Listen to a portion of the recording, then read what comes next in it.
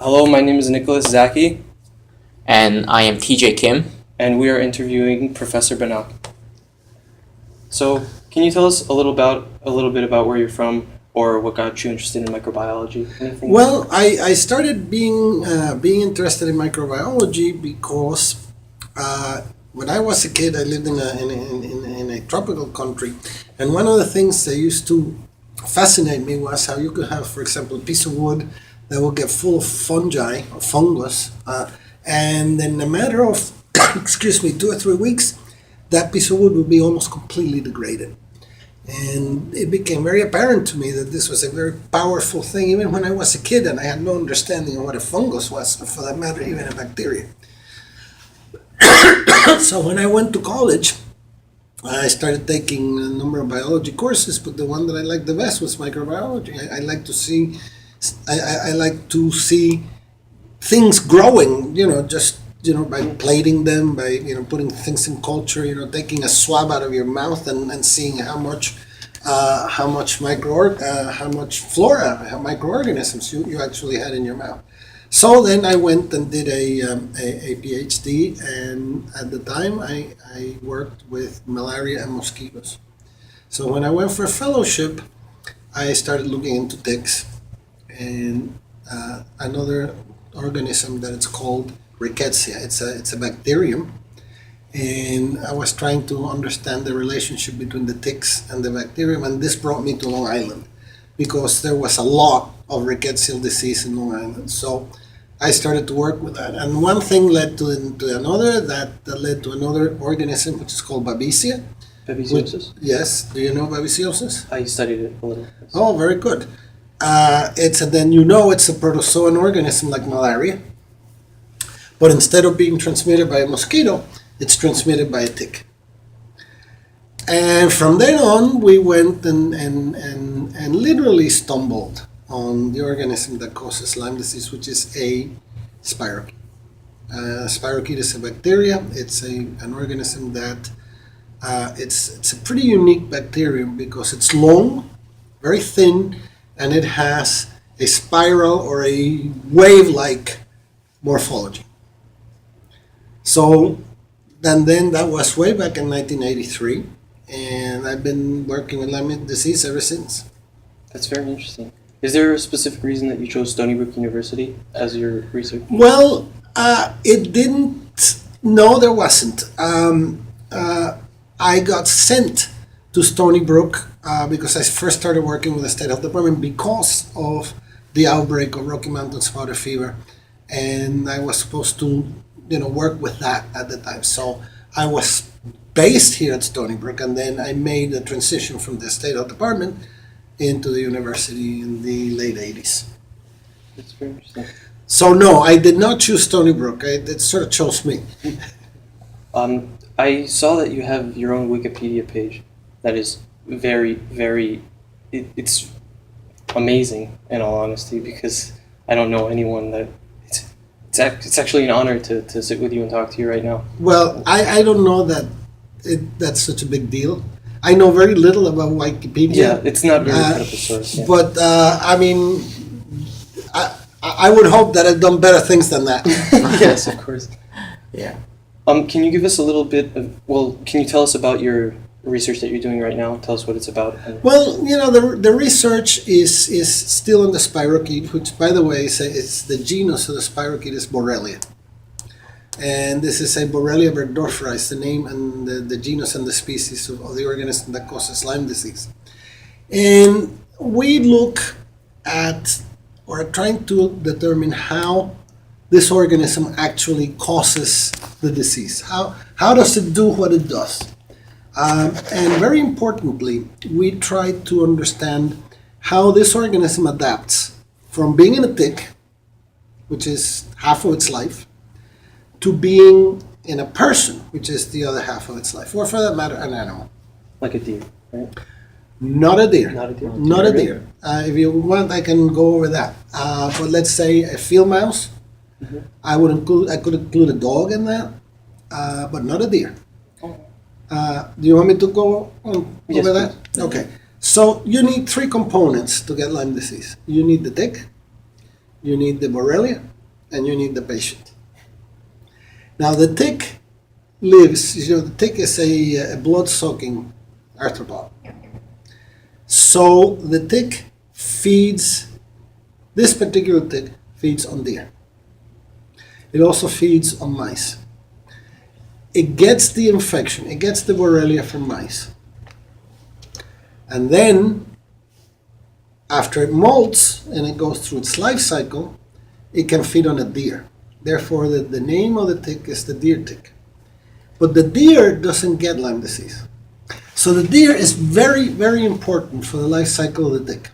But it is not at all important for the life cycle of the Borrelia. Oh, okay. You see that distinction? So here? deer just carries the disease. Carries the tick, not the disease. The field mice carry the organisms. Oh, that's very interesting. So the field mouse serves as a reservoir and the tick is the vector? Correct. Okay. Correct. That's very nicely put. Thank you. That's very nicely put. And then, of course, you need the human component, because without a human, you don't have a patient. Yes, true. So when a tick is infected and it bites a human, then you get Lyme disease. But remember, it's very misleading, because everybody thinks that the deer is the main culprit, when in fact the deer is very important for the tick life cycle, but not for the infection. Not the actual bacteria. How are deers not infected by? That's a very good question. There are some diseases that can be found in some animals and not in others. By the way, a disease that we can get from animals or animals to man is called zoonotic. Oh, zoonotic disease, yes. Yeah. I wrote a paper about that. Yeah, and some animals just simply don't. I mean, like we don't get dog distemper, for example, and dogs don't get common colds. Or maybe they do. I don't know. But, I don't know. Sometimes Yeah, they cough. Yeah, true. But I mean, I don't know whether it's common cold or not. But you want to scratch that, go ahead and scratch that. Because now I don't have any conviction. Would you mind continuing about your research? Yeah, and then, so this is what we want to know. We want to know, for example, when we get infected with Borrelia, how do we defend ourselves? And there's a whole way in which we do it. There are aspects of our immune system which are innate. These are not very specific. It's how we respond to an organism when we first get exposed to it. And these are inflammatory responses, like the Erythema migrans, the skin lesion that you get when you get Lyme disease. It's one of those. I think that the body is trying to make life as hostile as possible for the Borrelia. And then they get we begin to produce white blood cells that actually literally want to eat and kill the organisms. But all of this becomes very non-specific, and it's called innate immunity. With the period of time of this initial infection, then we begin to produce antibodies, very specific antibodies that are part of what we call the adaptive immune system. And with these antibodies, we can also coat the organisms so that they can be eaten by phagocytes and killed. It's much easier to kill a Borrelia when it's coated with a specific antibody than when it's not. And then at the same time, we begin to produce a whole host of mediators that enhance the natural tendencies of white blood cells to defend us, such as, for example, cells that are going to present antigen in a way that we're going to recognize the Borrelia, cells that are going to be capable of poking a hole in the organism and killing it. So the orchestration of the whole immune response is part of what we've been trying to understand. At the same time, we have also wanted over the years to try to understand how the organism gets from one place to another. In Lyme disease, the infection begins in the skin, right? You know that. Mhm. And it forms the lesion that's called Erythema migrans. It's the bullseye. Oh, the bullseye. The bullseye, right? And then it has to migrate, and it can. Lyme disease can affect the heart, can affect the nervous system, and more importantly, can affect the joints, particularly the large joints, usually the knee. And in order to do that, it has to go from the skin to all of these places. But in order to do that, it has to basically go through tissue, right? Mhm, yes. And in order to go through tissue, the organism needs to have a means of degrading tissue so that it can go Throughout the places. body. And it does this in a variety of ways. Do you guys know what a protease is? You must have taken. Have you taken biochemistry at all? No. You haven't taken I'm taking biochemistry. cellular biology now, but No protease. Well, protease is an enzyme. Okay, we cool with enzyme. yeah. All right, it's an enzyme that degrades proteins. Oh, you can tell by the name ACE as Protease. enzyme protein. Yes, exactly, right? Mhm. So by producing these proteases, it just literally destroys the proteins that the tissues are made of, and allow the organism to go Oh, through. How does it specifically affect the joints? Well, it gets into the joints, and you want specific, I'll give you specific, very specifically into synovium. You know what's a synovium? Mhm. Synovium is a layer of cells that covers the joint from one end to another. So it's a sac. Mhm. And inside the synovium, you have something called synovial fluid. Oh, that's where you crack your fingers and it pops the. Yeah, Bubble? I don't know about that. I think I know about the flood. The fluid. Yeah. Yeah. How do you know about the fluid? I mean, if you get infection there, like, I know someone who has surgery there, Yeah. something like that. Right. So you can actually, if your joint is inflamed and you put in a needle, you can suck out this Oh, do you Yeah. get a fluid. cyst?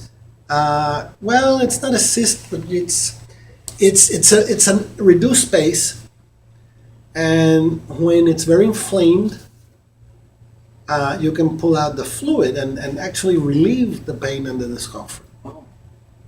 Because it doesn't give too much. So if you're filling it with fluid, it's causing you a fair amount of pain. So if you have the Borrelia and the synovium, what do? We begin to send cells to the joint. And these cells are the white blood cells. And they begin to try in their own way to get rid of the Borrelia. But in doing that, sometimes they go overboard. Oh. And then they begin to produce mediators that, while they're intended to kill the Borrelia, they're producing so much that they're inflammatory, so the joint keeps getting more and more and more inflamed. So whenever you have an infection, you have two components. You have the organism that causes the infection, and you also have the immune response. Does that make sense to you guys? Yes. Yeah. Makes so much sense. Right. So there's always if you had no capacity to produce an inflammatory response, you wouldn't get sick. You could have the infection, but you would not have everything that goes along with it.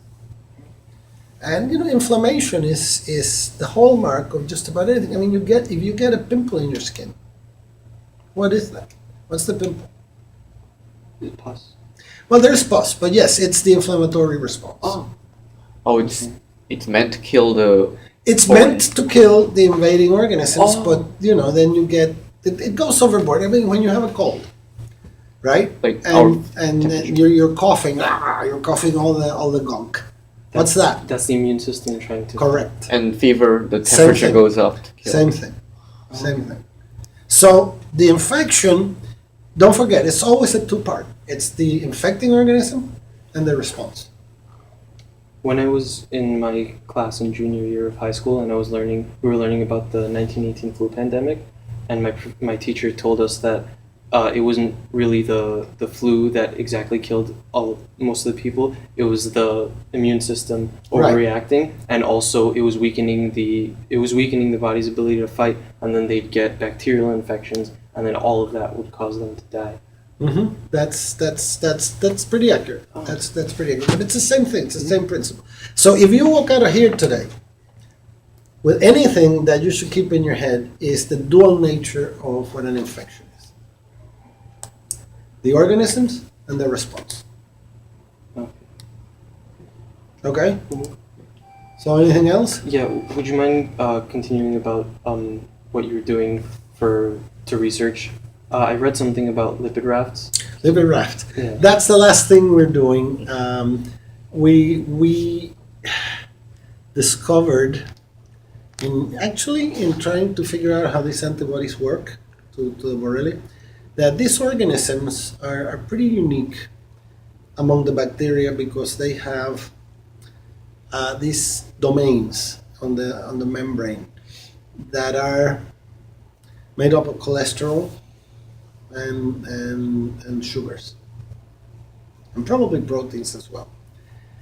And this was unusual because bacteria, being primitive, are not known to make cholesterol. But these guys don't make it. They actually incorporate it from the medium. So this was unusual in the bacteria, and we started looking at these lipid rafts. And I said, well, how is this that these bacteria are incorporating cholesterol and making these little structures called lipid rafts or microdomains? You can almost use the terms interchangeably. How are they unique to the Borrelia? As it turns out, they're not. There's other bacteria that do this. But because the Borrelia needs to exist, remember, 50% of its time in a tick, 50% of its time in an adult, we felt that these lipid rafts could be very much instrumental in allowing, or at least letting this organism know where it is. So if my lipid rafts are just so, I must be in a tick. And if they're just so this way, well, I must be in a warm-blooded host, because they change their morphology depending on which stage of the life cycle they are. So this is as far as we've brought it. It's very interesting. It's interesting from an evolutionary point of view, because the next type of cell that has lipid rafts are eukaryotic cells, or true cells. Right? You know eukaryotic as opposed to prokaryotic? Yeah, Bacteria are prokaryotes. We are eukaryotic. We are eukaryotes. Yeah, we are eukaryotes. You know what that means? Our cells have a nucleus. Yeah, they all have a cell membrane, but almost entirely the idea that there's a nucleus in the eukaryotic cell. So what was it about the spirochetes that maybe they were the forerunners of the eukaryotic lipid raft? I mean, so from an evolutionary point of view, it's interesting. From a microbiological point of view, if we can demonstrate that these structures are literally telling the spirochete where you are, or where it is, I think this is where we would like to take it. But I mean, this is recent stuff, it's slow going. But I think it would be pretty cool if we could take this to where we want to take it. And we have to be patient. We have to be patient. Where it is exactly that you'd like to take it? Well, I would like to demonstrate that these lipid rafts are in fact structures that provide information for the spirochetes. Signal where it is. Yes, exactly. Okay. Exactly. That would be one. If I could do that, I would be very happy. And there's some issues that we need to work out. I mean, some of the approaches, the methodology, the experimental approaches are not easy to do. So it's going slow, but it's going, and that's where we're headed. It's really interesting. Yeah. Well, it was very great interviewing you. Thank you for taking time out of your day. Thank you very much. Yeah, good luck to you guys.